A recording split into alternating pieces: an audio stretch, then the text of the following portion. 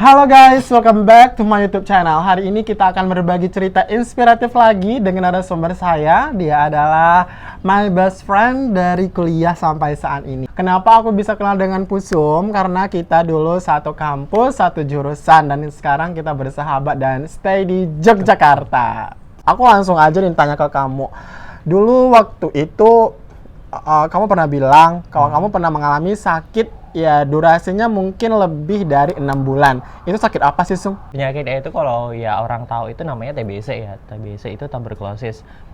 Cuman kalau aku TBC-nya itu bukan TBC orang yang, kalau orang yang kebanyakan tahu itu kan TBC itu dia batuk-batuk ya, batuk-batuk berdarah, apa segala macam gitu. Kalau aku ini lebih TBC-nya itu lebih ke infeksi paru-paru sih. Infeksi paru-parunya itu kayak di paru-paru aku itu ada cairan yang nutupin membran paru-paru aku. Jadi kalau semisal kayak kita mau nafas atau lagi capek ini tuh badan kita ini kayaknya sesak gitu, mau nafas itu susah gitu, seperti itu sih. Berapa lama itu berjalan sakit TBC paru-paru itu? Kalau TBC itu jangka waktu pengobatannya atau sakitnya? Iya, pengobatannya. Kalau pengobatannya itu tergantung dari diagnosanya juga, apakah dia masuk ke dalam rangka ya HUT RI kan. Dalam rangka, maksudnya untuk infeksinya itu skalanya itu apakah memang parah banget atau yang masih bisa dibilang ringan gitu kan. Namun kalau untuk TBC itu setahu aku sih untuk minimal itu kayaknya pengobatannya 6 bulan ya. Tuh aku kayak di paru-paru aku itu ada cairan, dan cairannya itu kan dibuang terlebih dahulu, baru nanti aku habis cairannya itu dibuang baru menjalani pengobatannya itu selama 6 bulan gitu. 6 bulan. Berarti cairan itu dibuang kayak disedot gitu atau gimana? Iya, disedot pakai selang pertama itu. Dari mulut? Selang, enggak dari badan. Iya, berarti ada bekas sampai sekarang? Enggak dong. Oh, Dia bekasnya? cuman jarum suntik ditusuk dari belakang itu, terus disambungkan selang untuk ngalirin cairannya itu loh keluar. Oh gitu. Nah, kita flashback dulu ke belakang. Ini Pusum udah pernah mengalami pengobatan dengan durasi 6 bulan dengan TBC ini, seperti itu. Itu apa sih penyebab utama sehingga seseorang itu terkena infeksi dari TBC ini? Terutama tentang diri Pusum terlebih dahulu. Apa penyebab utama? Pola hidup juga sih ya, pola hidup. Emang dulu kenapa sih gitu? Banget ya pola hidupnya. Emang sehancur apa sih gitu? entah pola hidup, entah mungkin karma, karena aku tuh dulu pernah karma ya. Karena aku tuh dulu pernah bilang bahwasannya aku kan orangnya aktif banget ya gitu ya, kayak aku tuh nggak pernah sakit gitu kan. Nggak pernah sakit, aku tuh selalu bilang aku nggak pernah sakit, aku nggak pernah. Kalau sakit palingnya cuma demam sehari sembuh gitu doang kan. Sih ya. Sehari pilek sehari sembuh gitu kan. Nah mungkin karena kata-kata aku yang terlalu menyombongkan diri, takabur gitu ya. Dan aku mendengarkan sendiri ketika kamu ngomong lagi kuliah. Ya aku tuh alhamdulillah gitu, aku tuh nggak pernah merasakan sakit berat gitu. Kayak gitu. Ini manusia sombong banget gitu loh. Sekalian dikasih sakit langsung kena azab. Mageran untuk makan gitu, makan aja mageran gitu, kayak mageran untuk makan. Terus apalagi dulu aku tuh sering begadang banget ya, orangnya begadang banget. Terus ya kalau keluar malam itu nggak sering sih keluar malam, nakal banget kesannya.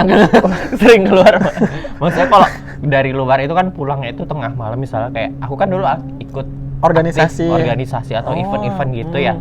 Jadi kan kalau pulang malam itu selalu jam 1, jam 2, jam 3.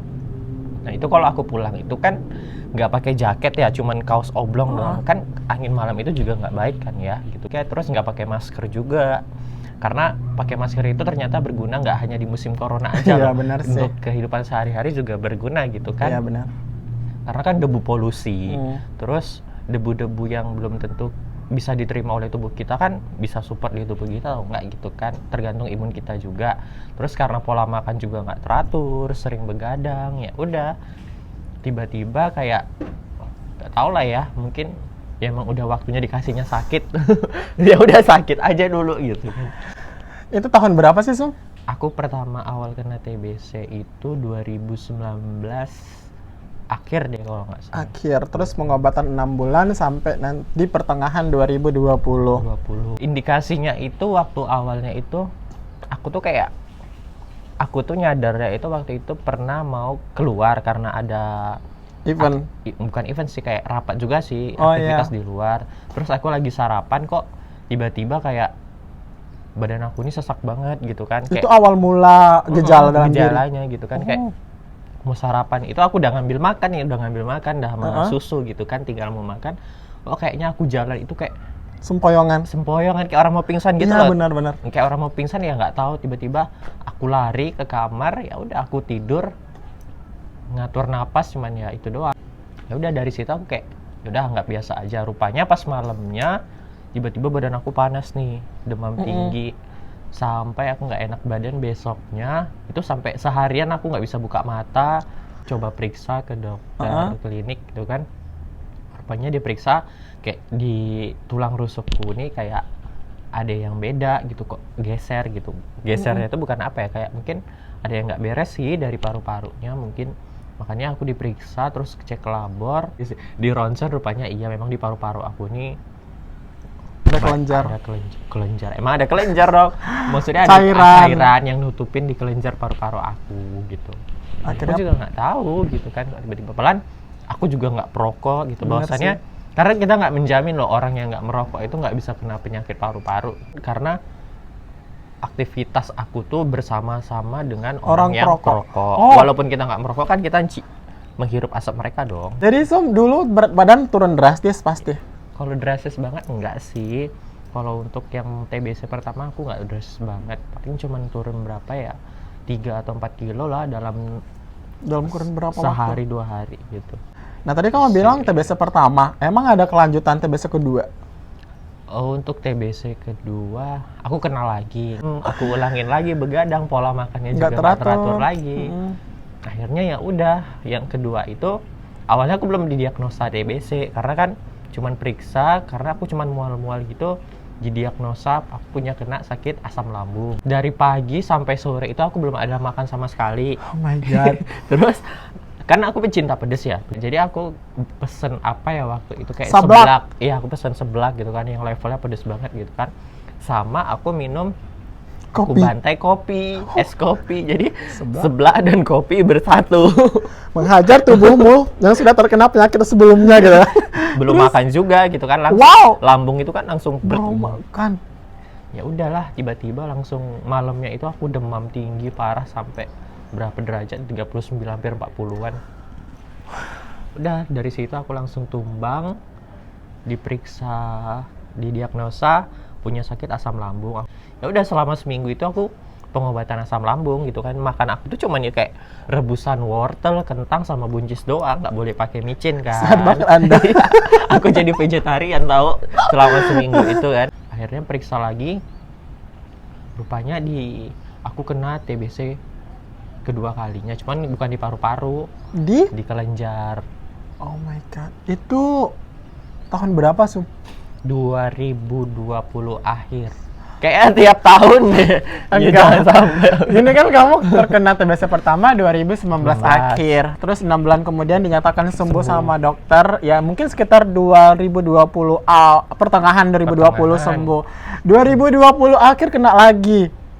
Ya, gara-gara aku mah itu kan posisinya drop banget. Benar. Ya, drop banget. TBC kedua gitu kan. Dan ini pengobatannya lebih lama lagi, 9 bulan. Wow, 9 bulan. Itu TBC kedua tuh bisa nggak diceritain gimana? Untuk TBC yang kedua itu, ini mungkin lebih parah banget ya dari TBC aku yang pertama. Karena sempat bikin aku koma juga 3 hari gitu kan. So, Antara hidup dan mati. dan ini sahabat terbaik aku sih Dan sebenarnya. itu di masa COVID pula Iya, kan ya. benar. Di masa COVID. Akhirnya ya udah aku dikasih kekuatan untuk coba bangkit. Akhirnya aku dipindah ke ruang rawat inap, dan itu posisinya aku masih koma tuh. Karena kan di swab itu 2 kali ya, nunggu swab 2 kali. Swab PCR sih. Sadar nggak sih waktu kamu dicuci hidungnya? Ya nggak tahu lah, namanya juga orang koma, gila. Kan nggak mungkin gue lagi koma, aduh geli. Kan nggak lucu. Ya udah, akhirnya pas aku bangun dari koma selama 3 hari itu, bangun kayak berasa mimpi sehari doang, kayak kita tidur doang gitu kan. benar. Cuman aku bangun itu tiba-tiba kok, aku di mana gitu Udah di kan. rumah sakit aja. Udah di Udah rumah kayak di sinetron. Saya di mana Mas? Saya di mana Mas? Itu nggak amnesia gitu. Nggak amnesia segala. Itu berapa lama Sum di rumah sakit? Aku 9 hari dirawat, 9 hari. Gila, Dan lama itu yang ya nggak bisa bergerak, memang saraf aku tuh udah mati total gitu, nggak bisa gerak sama sekali. Yang bisa bergerak aku tuh cuman paling mulut sama bola mataku doang ya kan. Seriusan itu? Serius, karena habis koma itu memang 3 hari aja udah bisa bikin lumpuh, saraf aku mati total gitu, nggak bisa bergerak sama sekali gitu. Terus tadi kan diagnosa kedua yang kelenjar ya? Itu di bagian mana? Itu di leher, dan itu kayak Begah gitu nggak sih? Apa sih namanya? nggak begas sih, kayak bisul gitu, tahu nggak sih? Oh tahu. Bisul. Gede nggak waktu itu? Nggak gede banget sih, cuman kayak bisul biasa. Untungnya nggak sampai gede banget, dan itu kayak pengambilan bakterinya itu disuntik juga. Dia tuh kayak nanas sama darah gitu loh. Isinya. Itu di bagian mana sih Sum? Di bagian mana? Di leher kanan aku. Karena aku dulu ini bengkak banget gitu kan. Akhirnya diperiksa, ya udah rupanya itu kena bakteri TB kelenjar di sini. Udah akhirnya diambil, disedot bakteri nanas sama darahnya itu, barulah akhirnya aku dari itu tuh periksa lagi ke dokter penyakit dalam. Kamu kayak didiagnosa, ini kamu pengobatan sebelumnya belum tuntas ya gitu kan. Aku udah 6 bulan lebih gitu kan, padahal kayak surat rujukan aku tuh udah balik gitu. Iya, benar. Surat di rumah sakit itu aku 9 hari memang nggak bisa bergerak total, dan aku tuh boleh pulang itu kalau misalnya aku udah bisa gerakin badan aku walaupun sedikit gitu. Aku tuh bisa jalan itu 1,5 bulan baru bisa aku berjalan. 1,5 bulan semenjak masuk rumah sakit, terus pulang ke rumah baru Ya, bisa jalan. baru bisa jalan total. Allahu Akbar. Dan itu pun aku mandi di kamar mandi pakai bangku. Sum. Ya kayak itu kayak suatu pembelajaran hidup aku banget sih. Ya udahlah gitu, nikmatin aja. Mungkin disuruh istirahat dulu gitu kan. Maksudnya teguran juga gitu kan. Ibaratnya kayak Allah tuh masih sayang sama lo gitu. Sum, kamu nyesal nggak sih diberi sakit sama Allah yang bertubi-tubi ini? Enggak sih, malah aku menganggapnya sakit itu berkah ya. Berkah, wow. Berkah sih, sakit itu berkah karena tandanya kayak Allah itu masih sayang sama kita. Kayak mengibaratkan Allah itu ngasih sakit ke kita itu teguran supaya dirimu itu nginget sama yang di atas gitu, gitu sih. Terakhir nih Sum, boleh dong kasih pesan ke teman-teman semua yang mungkin pernah atau saat ini sedang berada di kamu yang dulu gitu, malas makan, Yang dulu kayak bukan gitu. yang Sekarang sekarang gitu ya. Apa sih pesan untuk teman-teman semua gitu? Gitu. Pesan-pesannya ya tetap ya intinya pola hidup kita sih, menjaga pola hidup. Ya jangan sampai apalagi yang ibaratnya gimana ya, yang sering begadang terus keluar malam keluyuran, Merokok sih ya. Mungkin imunitas orang kan beda-beda ya. Intinya tetap kita semua harus jaga pola kesehatan, apalagi di zaman COVID ini ya. Masih itu zaman COVID. emang ke zaman COVID, maksudnya lagi musim-musim COVID gini, imunitas kita memang harus terjaga banget gitu kan. Ya, lebih aware ke diri kita aja gitu. Sayangi dirimu. Sayangi dirimu melebihi sayang kepada dia. Karena dia belum tentu sayang dirimu. Nah, itu bener. Ini ada quotes terakhir dari Pusum, sayangi dirimu melebihi sayangmu dengan dia. Karena dia belum tentu sayangi dirimu.